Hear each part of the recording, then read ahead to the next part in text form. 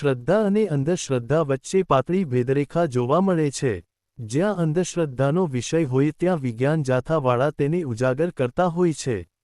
પરંતુ આખરે એવું તો શું થયું કે વિજ્ઞાન જાથાના ચેરમેન જયંત પંડ્યા જૂનાગઢ વિસ્તારના 47 આગાહીકારો અને અંબાલાલ પટેલ સામે અકળાઈ ગયા?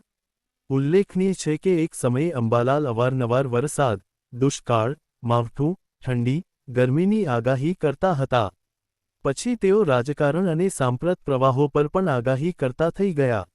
આખરે જયંત પંડ્યાએનો પિત્તો ગયો અને તેમણે કહ્યું દીધું, અંબાલાલ તો બકવાસ કરે છે.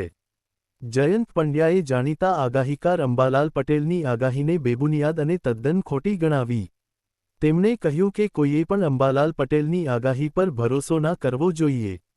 આગળ તેમણે કહ્યું કે અંબાલાલ બકવાસ કરે છે અને દરેક વાતમાં પોતાનો પગ ઘુસાડે છે.